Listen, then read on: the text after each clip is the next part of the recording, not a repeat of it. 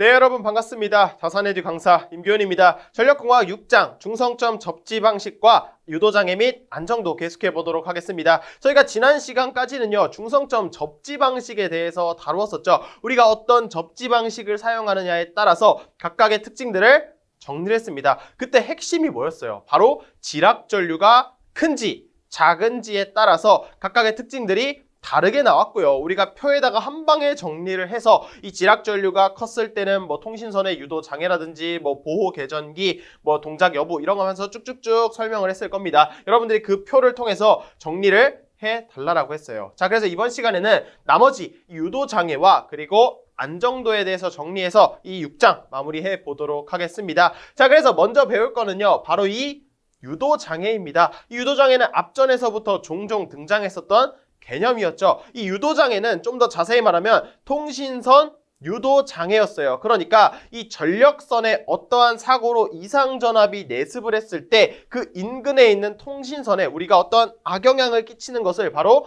통신선 유도장애다라고 했습니다. 자, 그러니까 지금 이렇게 전력선이 있고요. 이렇게 전력선, 그리고 그 인근에 우리가 통신선이 있다라고 한다면, 자, 통신선이 있을 때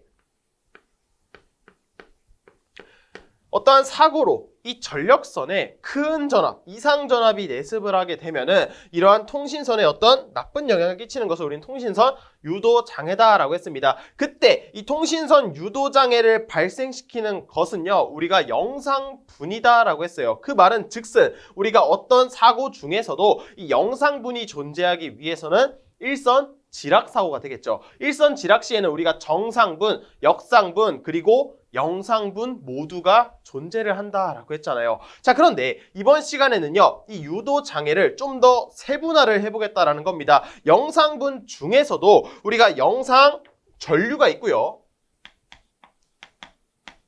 그리고 이러한 영상 전류를 흐르게 하기 위한 당연히 영상 전압도 존재를 하겠죠.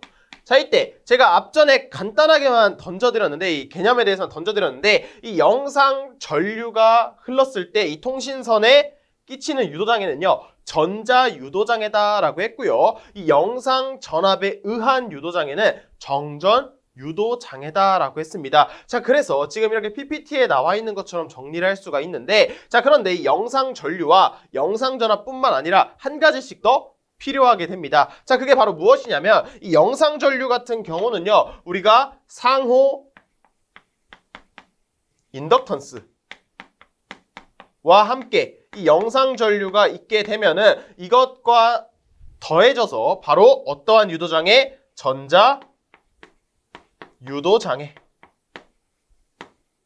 를 발생시키게 된다라는 것이고요. 그리고 이 영상 전압과는 우리가 정전 용량 중에서도 상호 정전 용량과 더해져서 우리가 어떠한 유도장애? 바로 정전, 말 그대로 정전 유도장애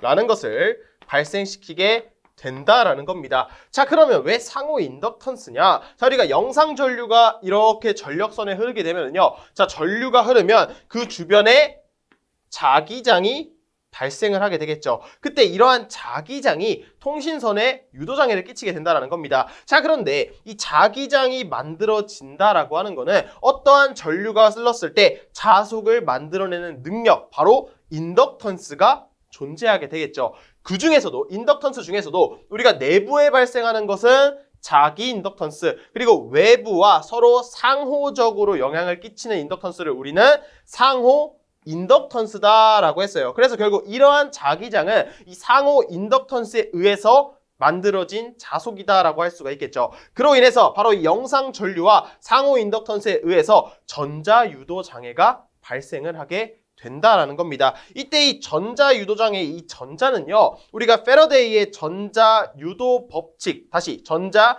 유도 현상이 뭐였습니까? 바로 우리가 코일 내부에 자속의 변화를 가해 주었을 때 이 코일에 기전력이 발생하는 것을 전자 유도 현상이다라고 했어요. 그러니까 자속의 변화가 있을 때 전자유도 현상이다라고 했습니다. 그래서 이 통신선을 보면은 자속의 변화가 생겼죠. 이로 인해서 발생하는 유도 장애를 전자유도 장애다라고 부르게 된다라는 겁니다. 반대로 이 영상 전압은요, 우리가 인덕턴스가 아니라 정전 용량에 의해서 발생을 하고요. 우리가 이 전력선과 통신선 사이에 존재하는 상호 정전 용량에 의해서 발생한다라고 해서 정전 유도 장애다라고 좀 더 세분화를 하게 된다라는 겁니다. 오늘 이번 시간에는 이 내용들을 정리를 한다라는 거예요. 자, 그 외에도 이 고조파 유도장애다라고 하는 것도 있긴 있어요. 그런데 여러분들이 이 유도장애 종류가 이렇게 3개가 존재를 하고 이 고조파 유도장애는 사실 이론적으로 전혀 시험에 출제가 되지는 않습니다. 그래서 그냥 유도장애 종류 중에 전자, 그리고 정전, 그리고 마지막 고조파 유도장애가 있다 정도로만 기억해 주시면 좋을 것 같습니다. 자, 그래서 본격적으로 시작을 해볼 건데 그 전에 우리가 이 교재를 보시면요. 첫 번째로 이 중성점 잔류전압이다라는 것이 있어요. 우리가 이러한 유도장애가 발생을 하게 되고요. 원인이 각각 영상전류, 영상전압 이렇게 나타나게 되는데 자, 원인이 하나가 더 있습니다. 우리가 유도장애를 발생시키는 원인 중에 바로 중성점 잔류 전압이란 것이 등장을 하게 돼요. 그래서 그 내용에 대해서도 간단하게만 정리를 해 보도록 하겠습니다. 자, 그래서 이렇게 중성점 잔류 전압이에요. 그래서 이렇게 삼상 Y결선에 우리가 접지한 직접 접지 방식이 있고요. 자, 이때 우리가 중성점이다라고 하는 것은 뭐였죠? 바로 이곳이 중성점이 되었습니다. 자, 그러면 이 중성점이다라고 하는 거는 우리가 대지와 접지를 했으면 대지는 영전위이니까 이 중성점도 결국에 영전위가 되어야 되겠죠. 그런데 잔류전압이다라고 하는 거는요, 우리가 어떠한 전압이 잔류에서 걸리게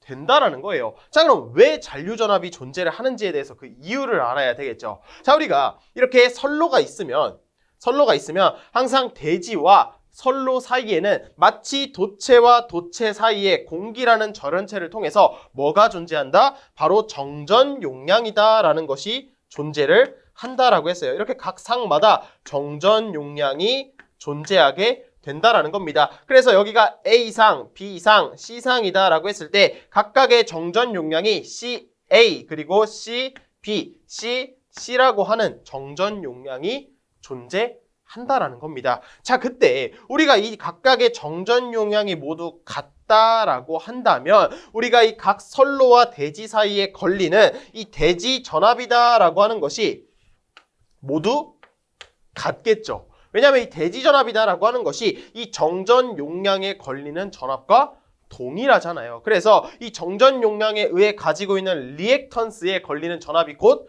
대지 전압으로 만약에 정전 용량이 같다면 모두 동일해지게 되겠죠. 그런데 이 각각의 정전 용량이 불평형하다라고 한다면 이 대지 전압이 달라지게 돼서 삼상평형이 아니라 이 중성점의 삼상불평형에 의한 잔류전압이 발생을 하게 된다라는 겁니다. 자, 그럼 왜 정전 용량이 달라지게 되냐? 우리가 철탑이 이렇게 쭉 있고요. 삼상을 설치하게 되면은 삼상의 이런 선로를 시설하게 되면은 우리가 이 정전 용량 C다라고 하는 것은 우리가 커패시터의 정전 용량을 전기자기학 시간에 엡실론에 자 D분의 A다라고 해서 이렇게 커패시터의 극판에 이 면적을 A다라고 하고요. 이 거리를 D라고 했을 때 이 정전 용량의 식을 정리를 했었습니다. 자, 그래서 이 선로도 마치 도체와 도체 사이에 공기라는 절연체를 둔 콘덴서와 같다라고 했습니다. 자, 그러면 우리가 이 철탑에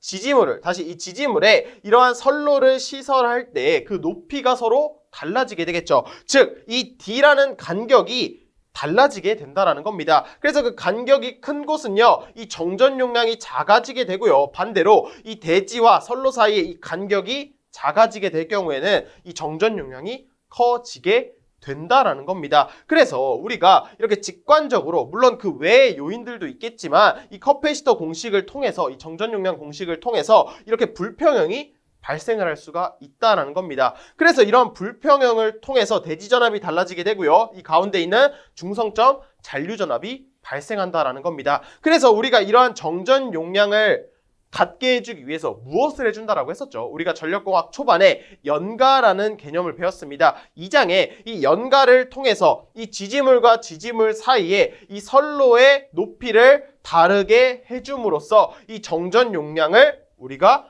불평형이 아니라 평형으로 만들어 준다라고 했습니다. 그 중에서도 이 정전 용량을 평형하게 만들어 준다라고 했어요. 그렇게 우리가 이렇게 평형을 하게 되면은 각각의 대지전압이 동일해지면서 중성점의 전위가 0전위가 되겠죠. 그래서 교재에도 이렇게 중성점 잔류전압이 0이 되기 위해서는 각각의 이 선로의 정전 용량이 동일해야 된다. 이를 통해서 연가를 실시해야 한다라는 팁박스 내용까지 정리를 할 수가 있게 됩니다. 자, 그러면 지금 교재에 이 중성점 잔류전압이 얼마가 걸리게 되는지, 이 중성점에 0전위가 아니라 얼마만큼의 전압이 걸리게 되는지, 이 n이 얼마인지 공식으로 정리를 한 게 있어요. 자, 그런데 이 중성점 잔류전압의 원인이 결국 뭐였죠? 이 선로의 정전 용량이었습니다. 그래서 공식을 보시면 지금 굉장히 복잡한 것 같지만 이런 식으로 선로에 정전 용량이 들어갔다라는 것을 우리가 충분히 유추할 수가 있다라는 겁니다. 그래서 여러분들이 이 공식을 기억해 주셔야 하는데 이 과정을 유도하는 거는요 사실 시간이 굉장히 오래 걸려요. 그런데 실제 시험에 출제되는 거는요 이 중성점 잔류전압이 어떤 공식인지 딱 찾는 문제만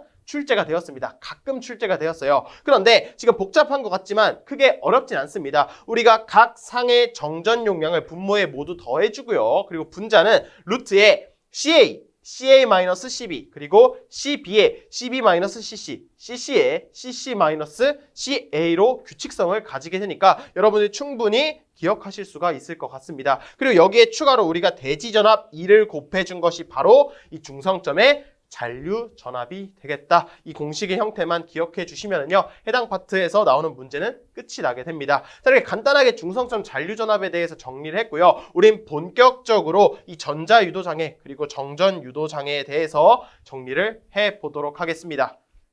자, 첫 번째 정전 유도장애 먼저 해보도록 하겠습니다. 이 정전 유도장애는요 영상분 중에서도 영상 전압과 그리고 상호 정전 용량에 의해 발생한다라고 했습니다. 자, 그래서 지금 교재를 보시면 한 가지 지금 용어가 등장을 합니다. 바로 정전 유도 전압이다라는 것이 있어요. 이 정전 유도 전압은요 통신선과 대지 사이에 유도되는 전압을 우리는 정전 유도 전압이다라고 부르게 됩니다. 그래서 이러한 유도 장애가 발생을 했을 때 이곳에 유도되는 전압을 한번 계산을 해본다라는 것이겠죠. 그래서 단상일 때, 삼상일 때를 나눠서 지금 이 정전 유도 전압을 한번 계산을 해보겠습니다. 자, 그러면 지금 이렇게 전력선과 통신선이 있어요. 지금 단상일 때 이렇게 전력선 한 상이 존재하게 됩니다. 자, 그러면 이 전력선과 대지를 사이에 둔 대지 정전 용량이 있겠죠. 그래서 이것을 지금 교재와 동일하게 CA다라고 정리를 할 거고요. 마찬가지로 이 통신선과 대지 사이에 대지 정전 용량 CB가 존재하게 되겠죠. 자, 그 다음에 이 전력선과 통신선 사이에 또 이 도체와 도체 사이에 공기라는 절연체를 둔 정전 용량이 또 존재하게 되겠죠. 이것을 우리는 전력선과 통신선 상호적으로 존재한다라고 해서 상호 정전 용량 CAB라고 해보도록 하겠습니다. 자, 그리고 이 전력선에 의한 대지 전위가 지금 E라고 주어져 있어요. 그렇기 때문에 지금 이곳에 걸리는 전압이 즉 이 대지 정전 용량에 걸리는 전압이 2가 된다라는 것을 우리는 알 수가 있겠죠. 자, 그런데 지금 보시면 이 전력선과 통신선 그리고 대지를 사이에 두고 서로 직렬 연결이다라는 것을 알 수가 있고요. 이 전력선과 대지 사이, 전력선과 대지 사이를 두고 서로 병렬 연결임을 알 수가 있어요. 그렇기 때문에 지금 이 대지전압 E가 이 전력선에서 통신선 그리고 대지까지에도 우리가 E라는 대지전위가 걸리게 되는 것을 알 수가 있습니다. 그렇다는 것은 이 CAB와 CB를 두고 이 E가 걸려있기 때문에 전압 분배가 발생을 하게 되겠죠. 자, 그러면 우리가 이런 직렬회로에서 전압 분배를 한번 계산을 해볼 건데 우리가 먼저 저항일 때를 생각해 보면은요 우리가 V는 R이고요. 이때 직렬회로에서 저항은 이 전류가 일정하기 때문에 전압이 큰 곳에 전압이 더 많이 걸렸었죠. 그러니까 저항의 직렬회로에서 저항이 큰 곳에 더 많은 전압이 걸렸다라는 겁니다. 그런데 지금은 정전 용량, 즉 커패시터다라고 생각을 해줘야 되겠죠. 그럼 커패시터의 직렬 연결에서는 저항과 반대다라고 했습니다. 좀 더 이론적으로 설명하게 되면은 우리가 전기자 기학 시간에 Q는 CV다라는 공식이 있어요. 자, 모르셔도 상관이 없습니다. 이때 커패시터의 직렬 연결에서는요, 이 전하량이 일정합니다. 그 말은 즉슨 이 정전 용량이 큰 곳에 전압이 더 적게 걸리게 된다. 서로 반비례한 관계를 가지게 된다라는 겁니다. 그래서 이 CB 중에 이 정전 용량이 큰 곳에 더 낮은 전압이 걸리게 된다라는 것이에요. 그래서 우리가 알고 싶은 거는 바로 이 통신선과 대지 사이에 걸리는 전압이죠. 우린 이것을 정전 유도 전압, 이 교재에 지금 이 S다라고 하고요. 이 S다라고 하는 것이 전압 분배에 의해서 먼저 각각의 정전 용량을 더해 주어야 되겠죠. 더해주고요. 자, 분자에는 뭐가 들어가냐? 자, 정전 용량이 커질수록 전압이 더 작아진다라고 했어요. 반비례이기 때문에 우리가 저항일 때는 내 저항이 들어갔지만, 자, 정전 용량일 때는 남의 것이 들어가 줘야 되겠죠. 그래서 분자에는 남의 것인 CAB가 들어가지게 되고요. 여기에 우리가 걸리게 되는 전체 전압 2를 곱해 주시게 되면은 이게 바로 이 CB에 걸리게 되는 유도전압이다라고 해서 정전 유도전압이 된다라는 겁니다. 그래서 여러분들이 이 공식을 반드시 기억해 주셔야겠습니다. 자, 이 공식은 무엇이냐? 바로 단상일 때 바로 정전 유도전압이 된다라는 거예요. 자, 이때 이 정전 유도전압은요, 특징이 있어요. 지금 보시면 선로의 길이와는 무관하고요, 전력선의 대지전압에 비례한다라는 특징이 있습니다. 자, 우리가 직관적으로 이 전력선의 대지전압에 비례한다라는 것을 알 수가 있는데, 실제 시험에서는 이 앞에 있는 특징이 훨씬 중요합니다. 자, 중요해요. 자, 선로의 길이가 길어질수록 이 정전 유도전압이 변화하지 않고요, 서로 무관하다라는 겁니다. 자, 이 말이 무엇이냐면, 자, 만약에 선로의 길이가 길어졌어요. 그렇다는 것은 각각이 가지고 있는 정전 용량이 모두 커지게 되겠죠. 길이가 길어질수록 비례하면서 증가를 한다라는 겁니다. 그 말은 이렇게 선로가 증가할수록 얘네들이 증가한다라는 것이겠고, 이 선로 길이와 비례하기 때문에 우리가 이렇게 선로 길이 L을 고려해 줄 수가 있게 됩니다. 얘네들 모두 L이 붙고요. 여기도 L이 붙게 된다라는 거예요. 자, 그래서 우리가 L로 묶어주게 되면은요, 이런 식으로 표현할 수가 있고요. 자, 그러면 여기서 이 L이 약분이 된다라는 것을 알 수가 있어요. 자, L이 약분이 되기 때문에 결국 이 L이 고려가 돼도요, 없어지게 되죠. 그래서 공식이 항상 동일하게 선로 길이와는 무관하다라는 것을 알 수가 있습니다. 바로 이 특징은요, 단상이든 삼상이든 모두 적용이 된다라고 생각해 주시면 되겠고요. 계속해서 삼상에 대해서 알아보도록 하겠습니다. 자, 이번에는 삼상일 때의 정전 유도전압에 대해서 정리를 해보겠습니다. 자, 그래서 이 전력선이 A상, B상, C상이 있고요. 이 통신선과 대지 사이에 유도되는 전압인 정전 유도전압을 한번 나타내 보겠습니다. 자, 그런데 이 단상일 때와는 다르게 선로가 굉장히 복잡해요. 그래서 이 선로를 해석해서 이곳에 걸리는 전압을 유도하는 게 상당히 까다롭습니다. 그렇기 때문에 우리가 이 삼상에서는요, 이 정전 유도전압에 대해서 따로 유도는 하지 않고 바로 공식을 나타내 보도록 하겠습니다. 실제 시험에서도요, 이 공식을 찾는 문제만 출제가 되니까 여러분들이 이 공식을 표시해주고 기억해 주시면 좋을 것 같습니다. 자, 그러면 이 정전 유도전압, 이 S다라고 하는 것을 어떻게 기억을 해주냐? 우리가 앞전에 배운 중성점 잔류전압 공식과 굉장히 유사합니다. 한번 먼저 적어볼게요. 그러면 자, 이렇게 식을 쭉 나타내면은, 자, 먼저 전력선 각상에 존재하는 정전 용량 CA 플러스 CB 플러스 CC가 되고요. 똑같습니다. 그리고 분자도요, 똑같아요. 분자도 루트에,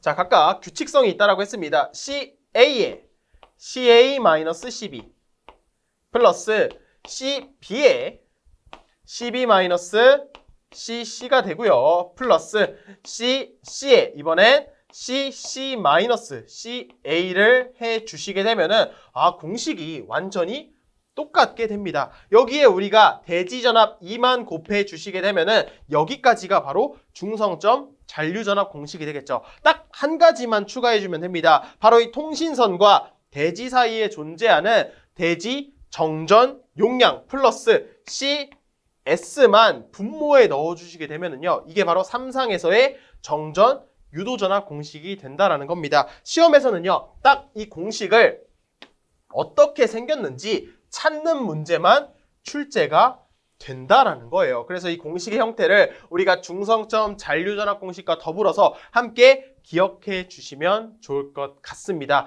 자, 이때 이 정전 유도전압의 특징은요, 동일하게 들어갑니다. 선로의 길이와는 무관하고요. 그리고 전력선의 대지전압에 비례한다라는 겁니다. 자, 직관적으로 알 수 있는 게 지금 이 대지전압에는 비례하다라는 것을 알 수가 있고요. 자, 그리고 이 선로의 길이와는 무관하대요. 지금 보면은 이 정전 용량이다라고 하는 거는요, 선로의 길이와 비례하죠. 그래서 여기도 L, L에 비례하니까 우리가 L로서 묶을 수가 있게 됩니다.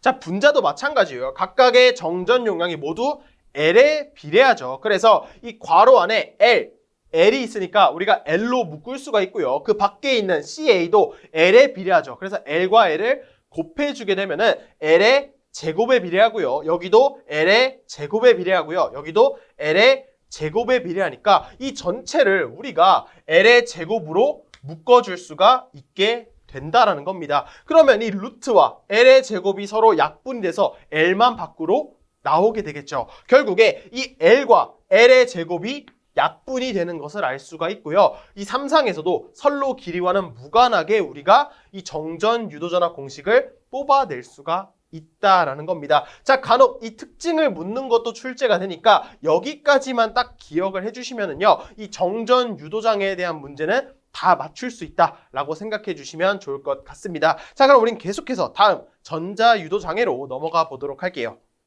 자, 다음은 전자 유도장애입니다. 자, 해당 내용은요, 단상, 삼상 없이 여러분들이 이 삼상에 대해서만 기억해 주시면 끝이 나게 됩니다. 우리가 전자 유도장애 같은 경우는요, 이 영상 전류가 흘렀을 때, 자, 전류가 흐르니까 주변에 자기장이 발생을 하겠죠. 이때 이 자기장을 만드는 인덕턴스, 우리가 능력이 있다라고 했습니다. 그때 그 인덕턴스는요, 바로 이 전력선과 통신선 사이에 상호적으로 발생하는 상호 인덕턴스에 의해서 발생한다라고 했어요. 자, 그래서 우리가 이 전자 유도장애다라고 하는 것은 이 영상 전류와 상호 인덕턴스에 의해 발생하는구나 라고 정리를 했었죠. 자, 그래서 이곳에도요, 전압이 등장을 하게 됩니다. 바로 전자유도 전압이라는 용어가 등장을 하고요. 자, 이것은 무엇이냐? 전자유도 현상에 의해서 이 통신선에 유도되는 전압을 우리는 전자유도 전압이다 라고 부르게 됩니다. 그래서 여러분들이 이 전자유도 전압에 대한 공식을 기억해 주시면 되는데, 자, 해당 파트에서는요, 계산 문제가 출제가 될 수가 있어요. 그렇기 때문에 이 공식이 어떻게 유도가 되었는지 한번 유도를 해보도록 하겠습니다. 물론 여러분들이 이 공식만 알면은 사실 문제를 푸는데 지장은 없기 때문에 넘어가 주셔도 상관은 없습니다. 자, 그러면 우리가 이 내용을 유도하기에 앞서서 이 유도장애가 발생하는 원인은 결국에 뭐죠? 영상 전류가 흘러서 자속이 발생했기 때문에 기존에 고장이 나지 않았더라면 자속이 없었죠. 어떤 지락사고가 발생을 해서 자속에 변화가 생겼습니다. 즉, 자속이 변화했기 때문에, 자, 우리가 자속이 변화하면 무엇이 만들어지죠? 바로 유기기전력이란 것이 발생을 하게 됩니다. 자, 이때 이 유기기전력이다라고 하는 거는요, 패러데이 렌츠의 전자유도 법칙에 의해서 발생한 유기기전력은요, 렌츠의 법칙에 의해 반대 방향, 이 자속이 생기는 것을 방해하는 방향으로 생기고요. 그리고 권수 n의 dt분의 d파이로 자속의 변화량과 비례한다라는 것을 알 수가 있습니다. 또는 우리가 마이너스 n의 dt분의 di로도 우리가 정리를 할 수가 있었죠. 이게 바로 전자 유도 법칙이었잖아요. 여기서 시작을 하게 된다라는 겁니다. 자, 그런데 우리가 이때 전자 유도 전압은요, 이때 발생하는 유기기 전력이다라고 하는 것은 상호 인덕턴스에 의해서 발생을 하죠. 그렇기 때문에 지금 이 L은 자기 인덕턴스가 되겠고, 이것이 L이 아니라 우리가 대입해야 할 상호 인덕턴스 M이 들어가지면 된다라는 겁니다. 자, 여기서 시작을 한다라는 거예요. 자, 그러면 지금 이 각상의 영상 전류를요, 제가 임의로 지금 이렇게 A상에 흐르는 전류를 제가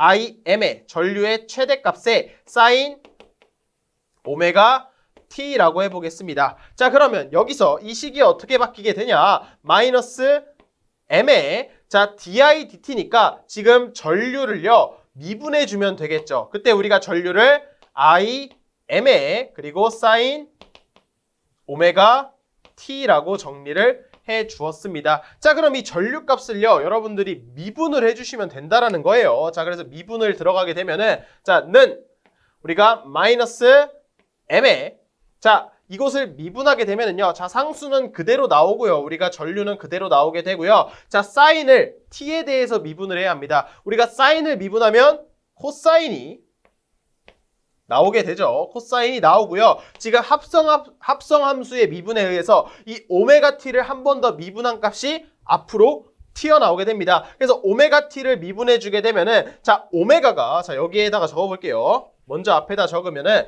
오메가 M에 그리고 IM이 되겠죠. 이게 바로 이 IM 사인 오메가 T의 미분을 해주게 되었다라고 정리를 할 수가 있습니다. 자, 그러면 이때 이 코사인 오메가 T를요 제가 원하는 거는 사인으로 한번 바꿔보고 싶어요. 자, 우리가 이 사인 함수다라고 하는 것은 자 우리가 파형으로 나타냈을 때 이런 식으로 표현할 수가 있었죠. 자, 이때 코사인 함수는요 사인 함수보다 우리가 어떻죠? 사인 함수보다 우리가 90도만큼 더 앞섰다라는 것을 알 수가 있어요. 그래서 이 코사인 오메가 t를 무엇으로 바꿀 수가 있냐? 동일하게 마이너스 오메가 상호 인덕턴스 M에 IM에 이번엔 사인으로 한번 바꿔줄 거예요. 자, 코사인을요 사인으로 바꿔줄 거니까 자 코사인이 사인보다 90도 앞섰죠. 그래서 사인 오메가 t보다 플러스 90도를 해준 게 이게 바로 뭐다? 코사인 오메가 t와 동일하다라는 것을 알 수가 있게 된다라는 겁니다. 자, 그럼 여기서 플러스 90도다라고 하는 것은요. 여기서 이 플러스 90도다라고 하는 것을 우리가 허수로 표현하면 플러스 J로 표현을 할 수가 있고요. 이 J를 그대로 밖으로 꺼내 주시게 되면은 우리가 다음과 같이 바꿀 수가 있습니다. 마이너스 J의 오메가 M, IM에 그리고 사인만 남아서 사인 오메가 t로 우리가 식을 정리를 할 수가 있게 된다라는 겁니다. 자, 그럼 여기서 이 IM 사인 오메가 t가 뭐였죠? 우리가 바로 이 A상의 영상 전류다라고 했었죠. 그래서 A로 나타내 줄 수가 있겠고 이거는 뭐다? 바로 A상에 의해서 발생한 자속에 의해 생기는 전자 유도 전압이다라는 겁니다. 자, 그러면 B상에 의한 전압도 있고요. C상에 의한 전압도 있을 거란 거예요. 자, 그러면 여기서 우리가 무엇을 알 수가 있냐? 각 상에 발생한 전압을 모두 더해서 우리가 최종적으로 마이너스 J의 오메가 M에 지금 교재와 나와 있는 공식이 그대로 오는 거죠. 지금 이 공식이 그대로 와서 자 이번에는 각 상에 IA 그리고 IB 플러스 IC가 와주게 돼서 이게 바로 뭐다? 3상에 의해 발생하는 전자유도전압 공식이 된다라는 겁니다. 자, 그런데 지금 이 PPT와 이 공식 간에 차이가 하나 있어요. 바로 여기에 이 L이다라고 하는 것이 추가가 되어 있다라는 겁니다. 자, 우리가 지금 여기에 대입한 상호 인덕턴스는요. 그 단위가 헨리예요, 헨리.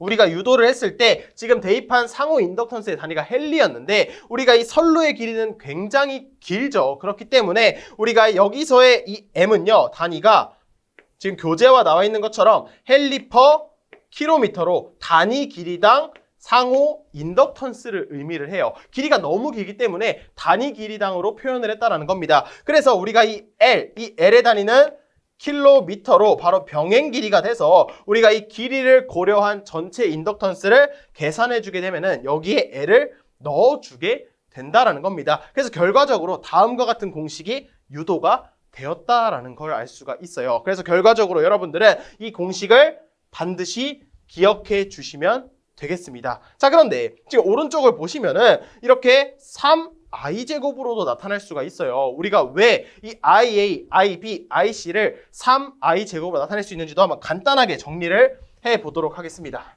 이렇게 칠판 지우고요.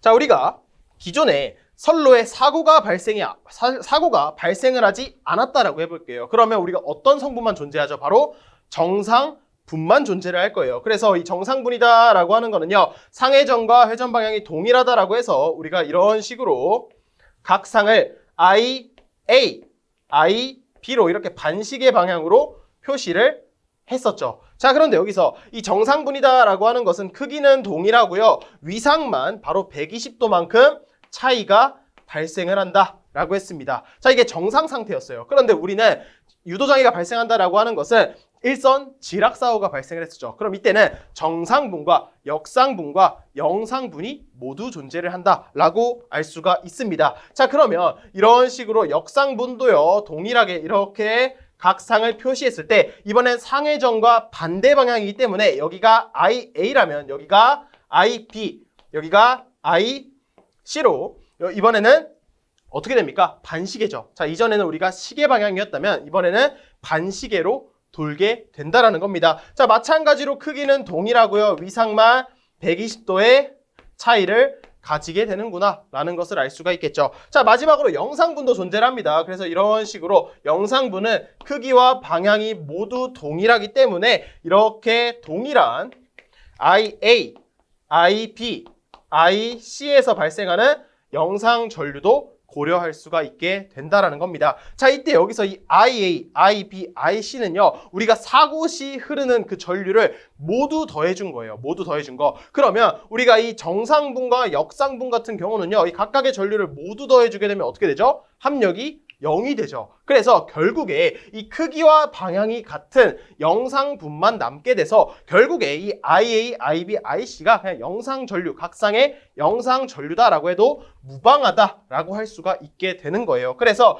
이 IA, IB, IC는요, 결국 크기와 방향이 동일하니까 I0다라고 한다면 결국 모두 더했을 때 남아있는 것은 딱 뭐만 남는다? 3I0다 라고 하는 영상 전류만 남게 된다라는 겁니다. 그래서 이 IA, IB, IC가 3I0로 그대로 바뀌게 되는구나, 이러한 식을 뽑아낼 수가 있다라는 겁니다. 이 계산식을 통해서 계산 문제를 풀어야 되기 때문에 반드시 암기를 해 주셔야 되겠습니다. 자, 실제 계산 문제에서 이 전자 유도 전압을 계산을 하게 되는데 보기를 보시면요, 그냥 전압의 크기를 묻는 경우가 대부분일 거예요. 그래서 이 공식 중에서 여러분들이 이 마이너스 J다라고 하는 것이 결국에 지금 이 마이너스는 방해하는 방향이고요, 이 J는 결국 위상을 의미하죠. 방향을 의미하는 거기 때문에 이 마이너스 J를 그냥 무시하고 오메가 M에 L에 IA, IB, IC만이라고 하는 공식만 알아주셔서 이 전자 유도 전압의 크기만 계산해 주시면 되겠다라는 점까지 여러분들이 기억해 주시면 좋을 것 같습니다. 전자 유도장애는요, 딱 여기까지만 기억해 주시면 되고요. 지금 교재 밑에를 보시면 방지 대책이 있을 거예요. 그런데 해당 내용은요, 실기에서 단답형으로 출제가 된 적이 있습니다. 그런데 필기에서는 출제가 된 적이 없기 때문에 넘어가 주시고요. 저희는 마지막 안정도에 대해서 정리하고 이번 수업 끝내보도록 하겠습니다. 자, 마지막 안정도입니다. 이 안정도는요, 앞전에서부터 계속 다루었었죠. 이 안정도가 크다라고 하는 것은 결국에 이 전력계통을 보다 안정적으로 계속 운전을 잘한다는 것을 의미를 했었죠. 그래서 안정도가 큰 것은 결국에 내가 더 많은 전력을 보낼 수가 있다. 송전 전력이 클수록 안정도도 높아진다라고 아주 무수히 정리를 했다라는 것을 알 수가 있게 됩니다. 자, 그래서 이번 시간에는 이 안정도에서 좀 더 자세하게 다뤄볼 건데 첫 번째로 나오는 게 이 안정도의 종류예요. 종류. 그래서 다음과 같이 정태 안정도, 과도 안정도, 동태 안정도로 이렇게 세 가지로 나누어 줄 수가 있습니다. 그런데 해당 내용에 대해서 여러분들이 깊게 들어가실 필요는 없어요. 실제 시험에는요, 이 안정도의 종류가 아닌 것은 이라고 고르는 문제가 출제가 됐고요. 또는 어떠한 내용이 주어지고요, 그 해당 내용에 맞는 안정도가 무엇인지 고르는 정도로만 출제가 되었어요. 그래서 여러분들이 이 안정도의 의미가 가지고 있는 딱 그 핵심 포인트만 기억을 해주시면 됩니다. 첫 번째로 보시면 정태안정도가 있어요. 정태안정도. 이때 정자가 여러분들이 정지했다의 그 정이다라고 생각을 해주시면 됩니다. 그래서 정태안정도는요, 극히 서서히 증가하는, 결국에 증가하는 폭이 매우 작다라는 거예요. 결국 거의 증가하는 폭이 정지한 것처럼 일정하다라는 뜻이죠. 그래서 그러한 안정도를 정태안정도다라고 하고요. 이 과도안정도의 과자는요, 과도하다라는 거예요. 그래서 이렇게 급격한 외란이 발생을 했을 때 탈주하지 않고 새로운 평형 상태를 회복하여 송전을 계속할 수 있는 그러한 능력, 안정도를 우리는 과도 안정도다. 과도한 것을 떠올려 주시면 여러분들이 급격한 외란, 과도 안정도가 되고요. 정지다라고 하면 극히 서서히 증가하는 안정도라고 포인트만 잡아주시면 된다라는 겁니다. 자, 그럼 마지막 동태 안정도예요. 동태. 자, 동자는요, 움직일 동자입니다. 그래서 우리가 이렇게 고속 자동전압 조정기 또는 조속기처럼, 자, 조속기는 언제 쓰죠? 우리가 속도가 변화할 때 이것을 다시 일정하게 바꿔주는 용도죠. 그러니까 이렇게 속도가 움직인다, 속도가 변화할 때 그때 이 효과를 고려한 경우에 안정도다라고 포인트만 기억해 주시면요, 여러분들 다 맞출 수가 있게 됩니다. 그래서 종류와 해당하는 내용을 보고 어떤 안정도인지 여러분들이 골라주시기만 하면 된다라는 겁니다. 이 해당하는 내용은요, 시험에 자주 출제가 되는 부분은 아니니까 이 정도까지만 기억해 주시면 되겠습니다. 자, 그럼 실제 시험에 정말 많이 나오는 거는요, 바로 이 안정도를 높일 수 있는 대체기 시험에 정말 많이 나오게 됩니다. 그래서 하나씩 정리를 해볼 거고요. 제가 이렇게 노란색으로 표시한 부분은 뭐냐면 실제 시험에 이 객관식의 보기로 등장했던 부분이니까 이 내용만큼은 여러분들이 꼭 이해해 주셔야 되겠습니다. 자, 그럼 첫 번째부터 보도록 할게요. 자, 먼저 첫 번째로 계통의 직렬 리액턴스를 감소했을 때 안정도가 향상이 된다라는 겁니다. 자, 해당 내용은 어떻게 기억할 수가 있냐? 이 안정도다라고 하는 것이 결국에 송전 전력과 동일한 의미다라고 했어요. 근데 이 송전 전력은 결국에 발전기가 만들어낸 출력이었죠. 우리가 전기를 만들어서 보내준 게 송전 전력 또는 송전 용량이다라고 했잖아요. 그래서 이 송전 전력 P라고 하는 것은 우리가 앞전에도 등장을 했지만 이 비돌극형 동기 발전기의 출력과 동일하다라고 했어요. 그래서 VS의 VR을 우리가 무엇으로 나누냐? 바로 X, 유도성 리액턴스로 나눠주고요. 그리고 사인 델타로 표현을 했습니다. 이때 이 델타는 VS와 VR, 송전단 전압과 수전단 전압 사이의 위상 차이를 의미를 했어요. 이게 바로 송전 전력의 공식이 되었습니다. 자, 그럼 이 공식에서 직렬 리액턴스가 감소했다. 그 말은 무엇이냐? 이 유도성 리액턴스 X 성분이 감소하게 되면은요, 안정도가 향상이 된다라는 거예요. 이 X가 감소하면 이 J 오메가 L이다라고 하는 것이 감소를 하게 되면은요, 분모가 감소를 하니까 바로 송전 전력은 커지게 되겠고, 송전 전력이 커지면 안정도가 커지게 되겠죠. 그래서 다음과 같은 내용이 나오게 된다라는 겁니다. 자, 그럼 이 직렬 리액턴스를 감소시키기 위해서는 당연히 리액턴스가 적은 발전기 변압기를 채용해야 되겠고요. 당연히 리액턴스가 적으면 L 성분이 줄어드니까 마찬가지로 안정도가 높아지게 되겠죠. 그래서 그 다음에 복도체 및 병행 다회선 방식을 채용한다라고 하는데 우리가 복도체 방식을 사용하면 뭐가 좋았어요? 바로 L 성분이 감소한다라고 했습니다. 자, 그리고 우리가 병행 다회선 방식 채용한다. 그 말은 병렬 회로수를 증가한다. 우리가 병렬이 되면 될수록 L 성분은 저항과 마찬가지로 합성 인덕턴스가 어떻게 됩니까? 감소를 했었죠. 결국 L이 동일하게 감소하는구나 라는 것을 알 수가 있고요. 그 다음에 직렬 콘덴서를 설치를 하게 되면은 선로의 저항과 그리고 L 성분이 있을 때 우리가 여기에 뭘 설치한다? 직렬 콘덴서를 설치함으로써 지금 여기에 있는 J 오메가 L이다라고 하는 이러한 유도성 리액턴스 성분을 우리가 직렬 콘덴서가 상쇄를 시켜준다라고 알 수가 있겠죠. 마찬가지로 L을 감소시킨다라고 정리를 할 수가 있고요. 그 다음에 승합이 있어요. 승합. 이 승합은 무엇이냐면 우리가 전압을 높여서 보내준다라는 거예요. 우리가 승합은 전압이 높아졌다라는 것이죠. 그래서 이 송전단 전압과 수전단 전압이 높아지기 때문에 결국 송전 전력은 증가해서 안정도가 증가하는구나 라고 이해해 주시면 좋을 것 같습니다. 자, 그 다음 두 번째 한번 보도록 할게요. 계통의 전압 변동 제어라는 것이 있고요. 자, 그 안에 무엇이 있냐면 소극 여자 방식이 있고요. 중간 조상 방식을 채용한다가 보기로 출제가 되었습니다. 자, 소극 여자 방식은요. 이 속자가 빠르다라는 거예요. 우리 교재 이름이 뭐였죠? 속전, 속결이었습니다. 빠르게 여러분들이 합격이라는 결실을 맺추기 위한 이런 아주 좋은 의미를 가지고 있는데 여러분들이 이 속이 빠르게 응답한다라는 겁니다. 그러니까 여자, 빠르게 여자를 한다라는 거예요. 이게 무슨 방식이냐면 자, 우리가 발전기다라고 하는 것이 있어요. 자, 발전기가 있는데 어떠한 이유로 이 발전기에서 만들어내는 유기기전력이 떨어졌다라고 해보도록 할게요. 자, 만들어내는 유기기전력이 떨어지니까 송전전력은 떨어지고요. 안정도가 떨어지겠죠. 이때 소극 여자 방식을 통해서 빠르게 자속을 공급해 줌으로써 발전기의 유기기전력을 다시 높여줌으로써 우리가 안정도를 높일 수가 있다라는 겁니다. 자, 그리고 이 중간 조상 방식은요. 우리가 조상이 위상을 조정한다라는 겁니다. 그러니까 중간에 이렇게 위상을 조정할 수 있는 방식을 채용함으로써 마찬가지로 안정도를 높여주겠다라고 생각을 해주시면 되고요. 계통 연계는 뭐였어요? 우리가 전력 계통을 이렇게 여러 개를 병렬로 사용한다라고 했습니다. 자, 그래서 이렇게 발전기를 통해서 우리가 부하에 이렇게 부하 L이다라고 하는 것에 전력을 공급해 주게 되는데 우리가 이 전력 계통을 하나만 쓰는 것이 아니라 또 다른 전력 계통을 통해서 공급을 받고요. 하나가 고장이 나더라도 나머지 하나를 통해서 우리가 공급받을 수 있으면서 안정도를 마찬가지로 높여준다라고 할 수가 있겠죠. 자, 그 다음에 계통해주는 충격을 감소한다라고 해요. 말 그대로 충격이 주니까 안정도가 높아지게 되고요. 충격을 줄이기 위해서 적절한 중성점, 접지 방식을 채택하겠고 고속도 개전기, 고속도 차단기, 그리고 고속도 재폐로 방식을 채용한다라는 것이 있습니다. 우리가 개전기다라고 하는 것이 릴레이였어요. 연속적으로 우리가 이렇게 전류를 보내주는 겁니다. 어떠한 문제가 발생을 했을 때 개전기가 사고를 인지를 하고요. 차단기에다가 전류를 흘려보내주고 차단기는 우리가 빠르게 차단하겠죠. 이러한 일련의 과정을 빠르게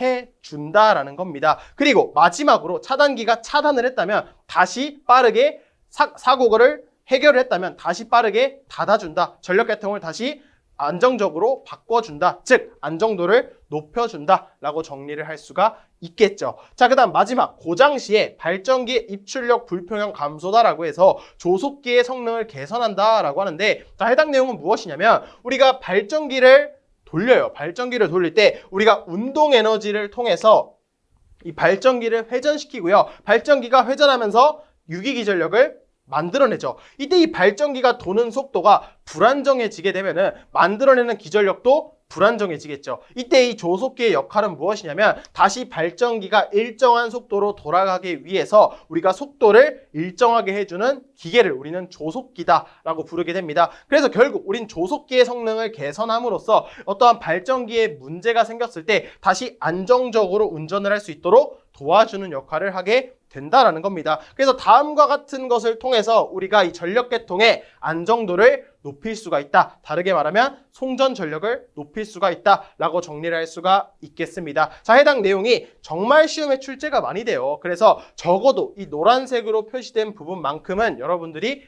꼭 기억해 주시면 좋을 것 같습니다. 자, 여기까지 하면은 우리가 6장 유도장애 및 안정도까지 끝이 나게 되었고요. 제가 강조드린 부분은 실제 시험과 정말 직접 연관이 있기 때문에 꼭 잘 정리해 주시면 좋을 것 같습니다. 자, 그럼 이번 수업도 들어주시느라 정말 수고 많으셨고요. 저는 다음 영상으로 찾아뵙도록 하겠습니다. 감사합니다.